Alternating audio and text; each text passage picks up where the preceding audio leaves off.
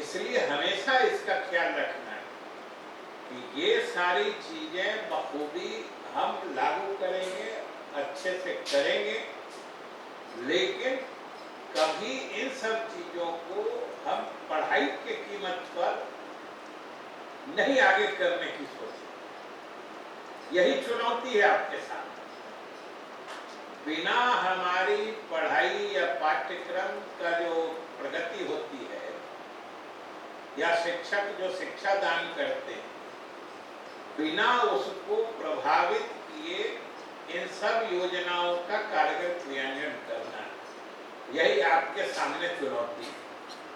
क्योंकि अगर हमारे शिक्षक अलग इन्हीं सब योजनाओं के क्रियान्वयन में, हम तो केंद्रीय जो हमारे शिक्षा मंत्री हैं श्री धर्मेंद्र प्रधान जी से मैं उनसे मिला था, तो मैंने उनसे निवेदन किया और वो भी इस बार शामिल किया है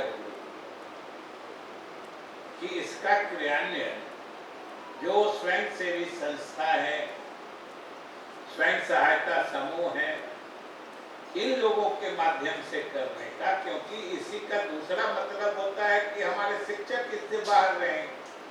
अगर ये सारी चीजें स्वयंसेवी संस्थाएं या स्वयं सहायता समूह के माध्यम से होता है, तो उन लोगों ने, भारत सरकार ने इस बार ये सोचा है कि हम लोग इसको, इस काम में उन लोगों को भी शामिल करें। और हमें यह बताते हुए खुशी हो रही है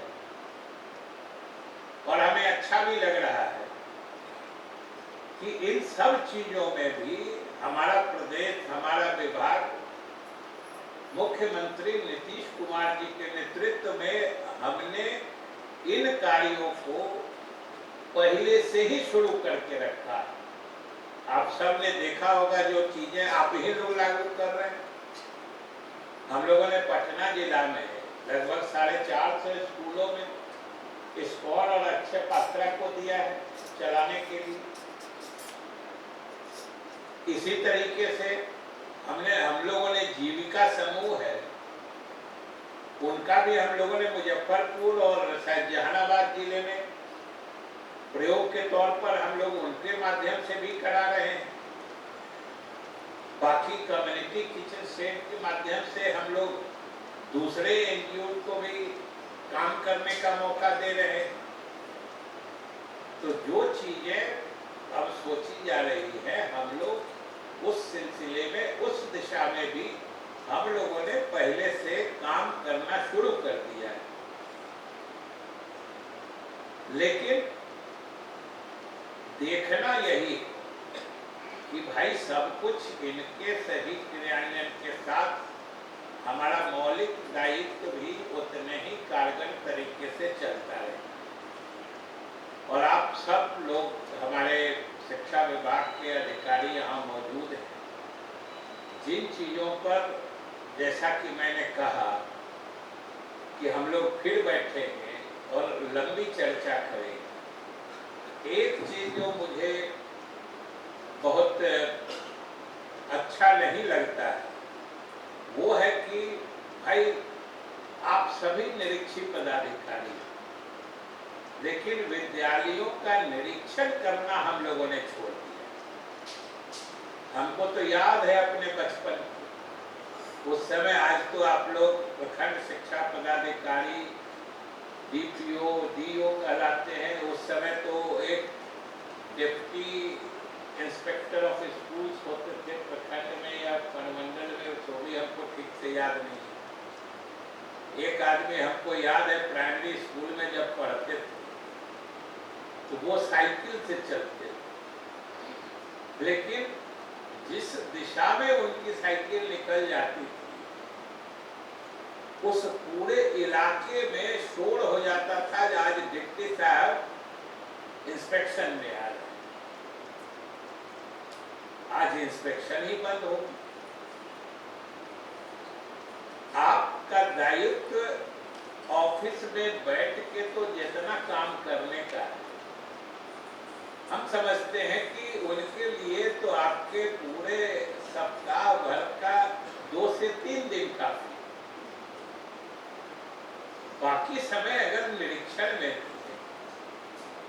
जो हमारे मध्याह्न भोजन के भी डीपीओ है, अगर मध्याह्न भोजन देखने भी जाएंगे स्कूल तो पढ़ाई होती है कि वो खाना देख रहे हैं तो पढ़ाई होती है कि नहीं होती है वो भी देख सकते हैं। हमारे शिक्षक पूरे समय तक विद्यालय में रहते हैं कि नहीं रहते हैं ये भी देख सकते हैं।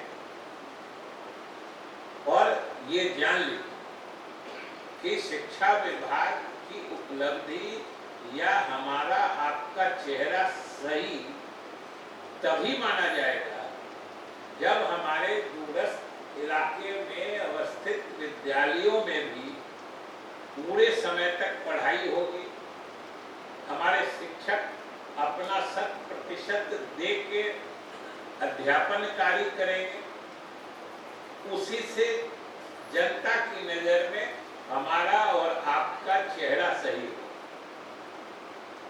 और ये तभी होगा जब आप भी पारदर्शी तरीके से काम करें। और मुझे कोई शक नहीं कि इतना आप सब में सलाहियत है, हुनर है, सक्षम भी हैं आप कि आप चाहिए तो हफ्ते दिन से 1 महीना के अंदर सभी गांव देहात के स्कूलों विद्यालयों में जो पढ़ाई अध्ययन अध्यापन का कार्य चल रहा है उसमें सुधार तुरंत आप दिखा दे सकते हैं लोगों।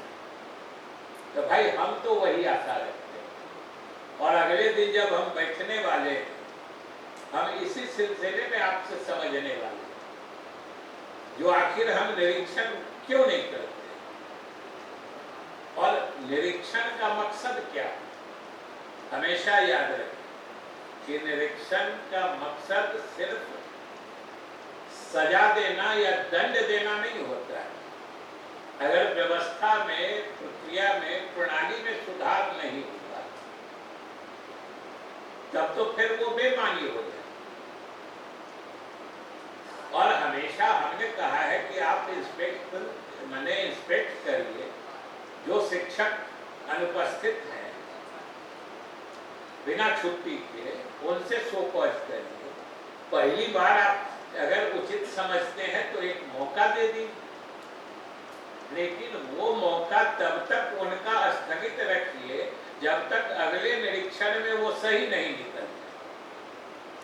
अगले निरीक्षण में सही निकलते हैं, आपको लगता है कि उनके आचरण में सुधार हुआ है, उनको फ्री कर दीजिए।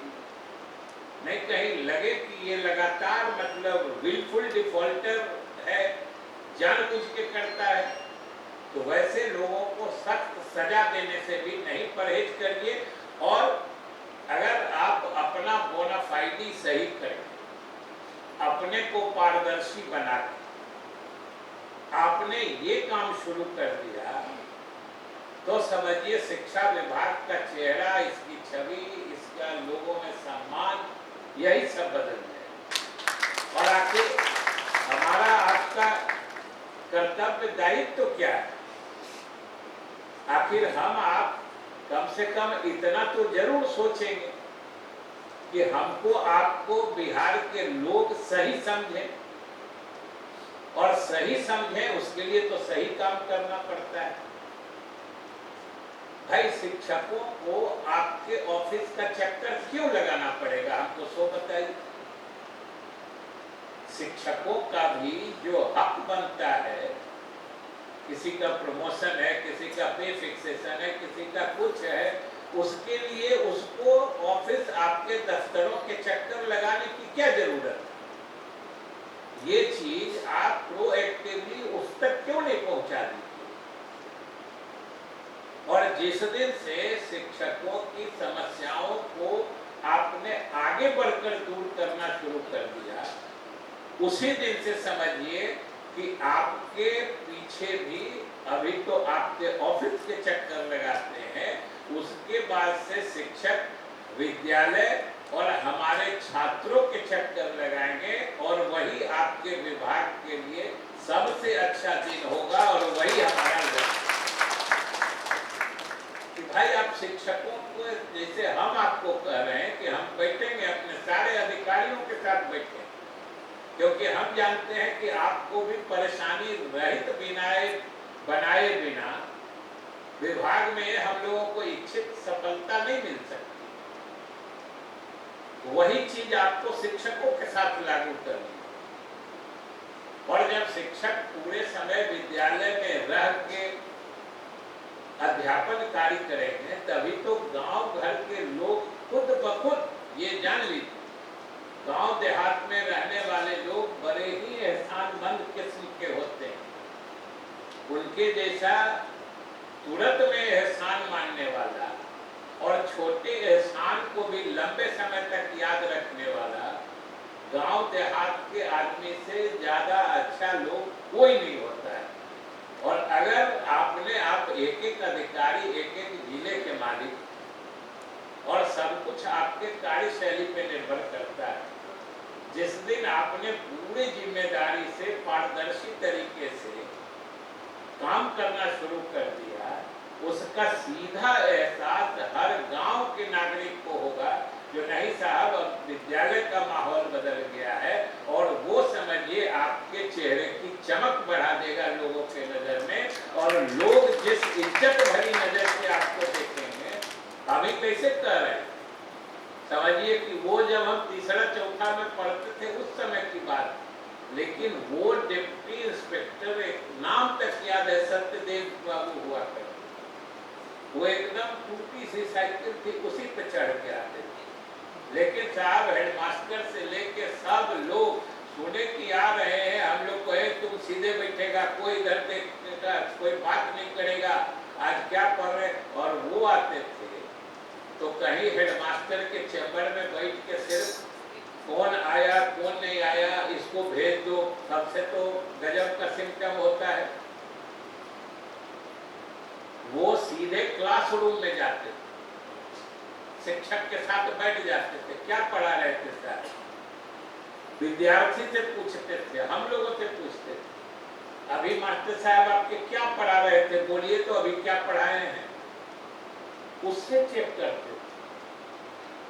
तो इसका मतलब होता है आपके जाने का भी मकसद तभी पूरा होगा कि आप समय देके हमारे शिक्षक अपना 100% शिक्षण में दे रहे हैं कि, और वो दे रहे हैं तो उनके परफॉर्मेंस का लेवल भी आप देखें। जो आपको अच्छा लगे, अच्छा काम करने वाले, अच्छी पढ़ाई करने वाले शिक्षक लगे, उनको प्रोत्साहित भी करिए। लेकिन इन सब चीजों में भाई आपकी बड़ी महत्वपूर्ण भूमिका है। बिना आपके सक्रिय सहयोग के ये काम नहीं हो सकता, और ये काम नहीं होगा। आखिर आप बताइए ना कि खाना पीना अच्छे से मिल गया, खूब पौष्टिक भोजन हम लोग दे दिए, और बच्चा को कुछ आएगा ही नहीं, पढ़ाई करते निकलते चला जाएगा, तो हमारे विभाग का क्या होगा? अगर बच्चा खूब हृष्ट पुष्ट खूब अच्छा स्वास्थ्य लेके स्कूल से निकला, लेकिन उसको ABCD मतलब 8वां पास कर गया, ABCD नहीं लिखने आता है, तो उस अच्छे स्वास्थ्य का क्रेडिट कभी आपको मिलने वाला है? आपको तो उसके ज्ञान अगर सही नहीं हम दे पाए, उनके बुद्धि का अगर हम लोग सही ढंग से नहीं बढ़ा पाए, तो उसका डिस्क्रेडिट जरूर आपको मिलने वाला है। इसलिए आप सब लोग पूरा ध्यान से सोचिए, और आप सब सक्षम, आप सब में सलाहियत भी है, काबिलियत भी है, योग्यता, दक्षता सब कुछ है, लेकिन उसको केवल दिशा देने की जरूरत है। आप दिशा दीजिए, सोचिए भी कि हमारा लक्ष्य है कि प्रधानमंत्री पोषण शक्ति निर्माण योजना के तहत बच्चों को पौष्टिक भोजन समय पर अच्छे तरीके से देके उसका लेखा भाग जो है, अकाउंटिंग पार्ट भी है, उसको अच्छे से HDFC बैंक के प्रशिक्षण कार्यक्रम से समझ के उसको अच्छे से लागू करके, जिससे कि कल आपको कोई परेशानी ना हो अकाउंटिंग के सिलसिले में।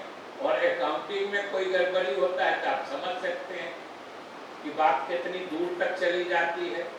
बात गबन तक चली जाती है, बात प्राथमिकी दर्ज कराने तक हो जाती है।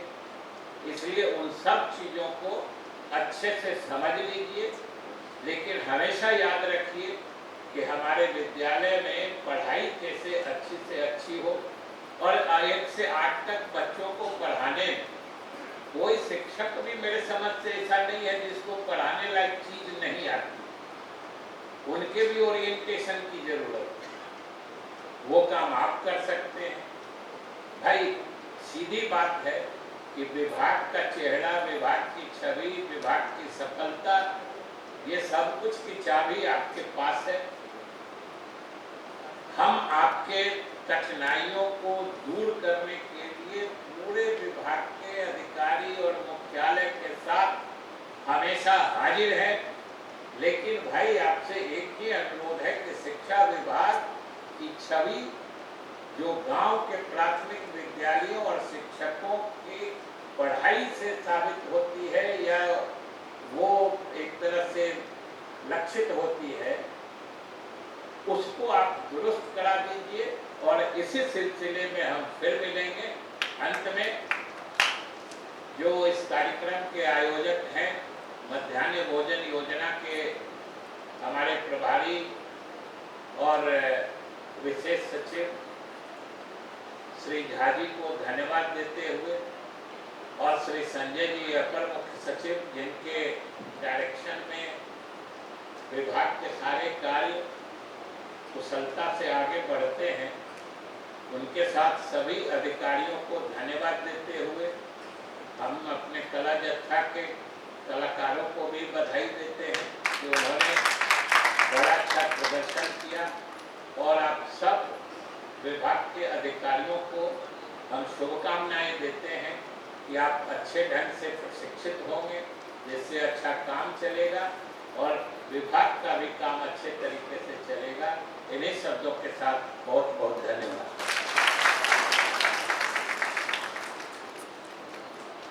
मध्याह्न भोजन योजना के मूल में शिक्षा ही तो है, शिक्षा का समाधान है। शिक्षा